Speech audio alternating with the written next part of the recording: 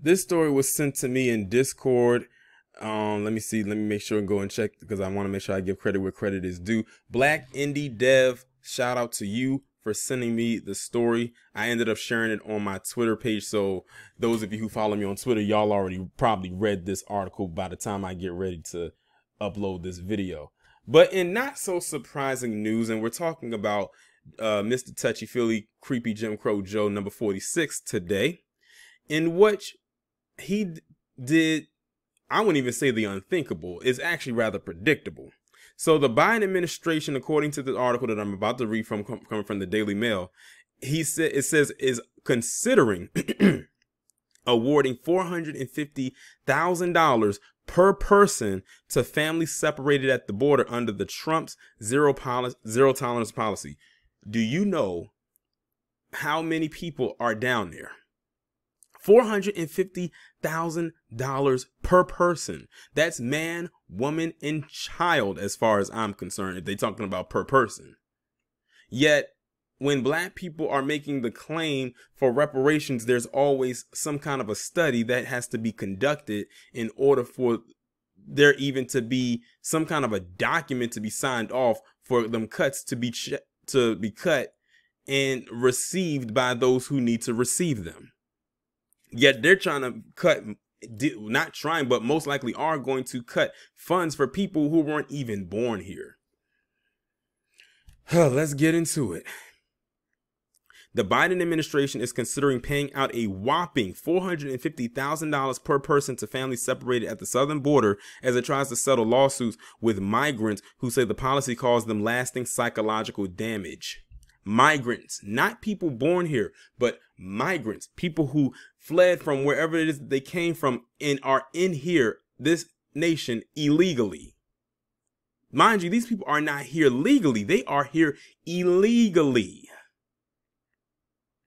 Officials from the Department of Justice, Homeland Security, and Health and Human Services are considering the payments that could total close to $1 million for two people within the same family, people familiar told the Wall Street Journal. But they claim they don't have no money to cut for us.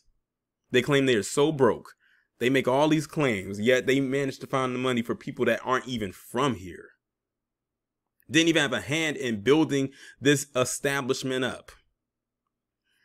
The American Civil, and I wonder, to all the people, and this is where I also have to call out the Republicans, to all of those who said, oh, black people, y'all don't deserve reparations because you weren't a slave, your ancestors were, you can't get it from me because I wasn't a slave owner. What do you have to say about this? We might as well call this a reparation.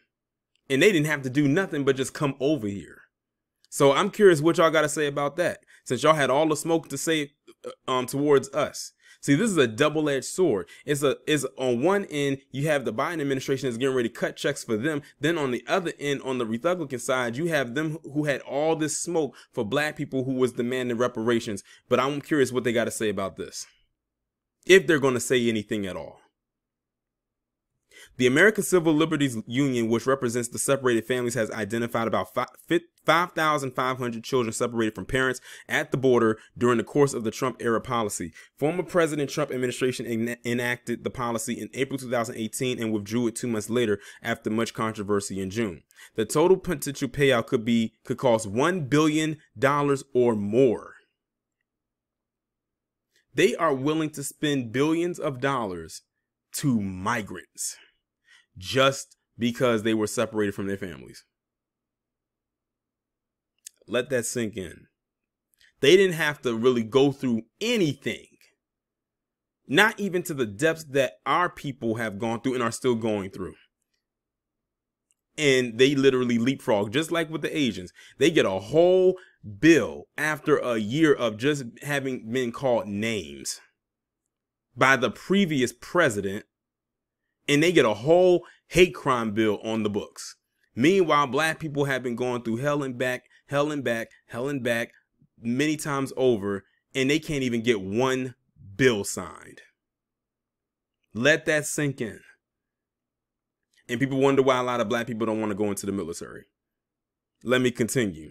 The zero tolerance policy applied to families who illegally cross the U.S.-Mexico border to claim asylum. Since children could not be detained alongside their parents, the families were separated, sometimes with no way to track and reunite them later on, government investigations found. Now, many families are released into the interior of the U.S. and asked to appear in court at a later date. Some are deported under Title 42, the WUVID public health policy. Lawsuits allege that the separated children were housed in poor conditions and sometimes suffered from malnutrition or heat exhaustion, or were kept in freezing cold rooms and offered little medical care. Lawyers for the families argue the children have suffered long-lasting trauma and the anxiety of being without their parents. They seek a range of payouts averaging $3.4 million per family. The Biden administration has repeatedly deemed the policy cruel and inhumane and promised to reunite families still separated. Earlier this month, Michelle Brain, and let me just tell you something. If this was black people, that's probably all we would get. The promise of being reunited with our families, if the promise even went through. And if it did, that's all we're going to get. Oh, you're reunited with your families. That's all you're going to get. No, they're getting reunited with their families and a huge payout per family. And the thing is, from what it's sounding like, it's looking like, it's not only just per family. It's almost, or like, it's not per family, it's per person. So imagine if you have a big family, you're getting $450,000 per person. So if you live in a family that has 3 people, you say you and a spouse and a child, that's over $1 million right there. If you have a couple more children, you're now at 2 million, 3 million, 4 million, 5. Imagine a family of 10. You set for life. Earlier this month, Michelle Brain, head of the Family Reunification Task Force, said that the Biden team had only been able to reunite 52 of the over thousands of families separated under the policy who have not yet found each other. We estimate that over 1,000, somewhere between 1,000 and 1,500, maybe more, remain separated, Brain said on CBS 60 Minutes on October 12th. It's very hard to know because there's no record. She added, so there's nowhere to find out who was separated or not. It really is a case-by-case detective work. The task force is reportedly in the process of reuniting 200 more. Reunited families are then given a 3-year grant of parole, allowing them to live and work legally in the U.S. for that period, but are not offered a pathway to citizenship. Did you hear that? And this is something that I actually talked about in a video a while back when it was talking about immigrants, that they're giving a grant. They're given a 3-year grant of parole, basically just to live here. That's all, just to live, and allow them to work and live here legally. Mind you, they're over here illegally, but they're allowed to live and work here legally, plus get money. Oh, amazing, isn't it? It's just amazing. And I'm saying this in the most sarcastic tone that I possibly can. It says, but are not offered a pathway to citizen. They should say, but are not offered a pathway to citizenship yet, because it's coming.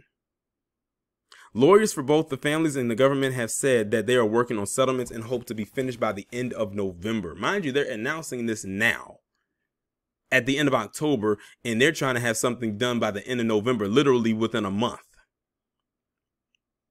But some government lawyers are outraged at the payments under discussion, which they view as excessive for people who knowingly broke the law by crossing the border. One government lawyer threatened to remove his name from the case in protest of the potential settlement offer.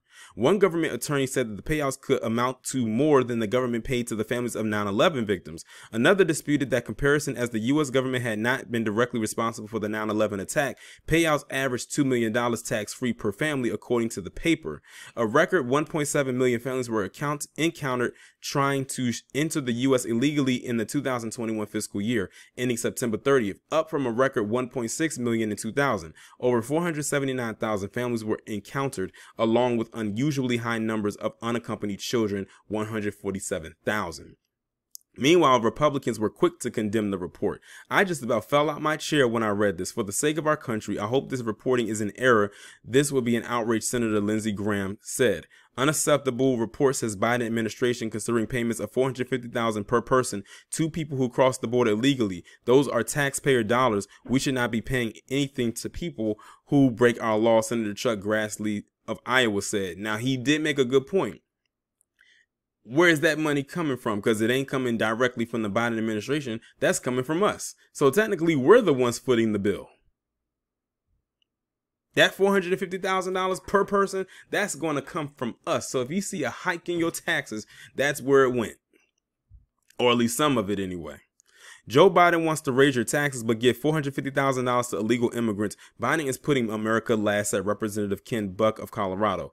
Under at POTUS at Joe Biden, pay more for hashtag gasoline, hashtag groceries, home heating, and everyday living necessities, Representative Bill Johnson of Ohio wrote on Twitter. Joe Biden gave Americans a $1,300 check but wants to give illegal immigrants $450,000, which is more than the 9/11 victims' compensation fund. Amidst rising inflation, this is how he wants to spend your money. Priorities, Representative Doug Lamborn of Colorado wrote on Twitter. And that's the end of the article.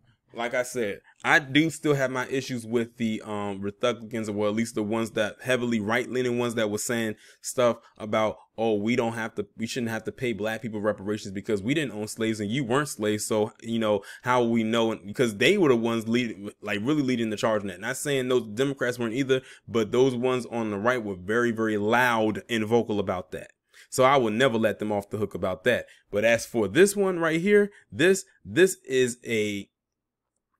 is like one of them things where you wish you could say it's dead on arrival, but I highly doubt that would be the words to use, because it looks like it's very well going to happen. People literally are coming over here illegally and are leapfrogging over us and getting benefits that we could at this point only hope to get.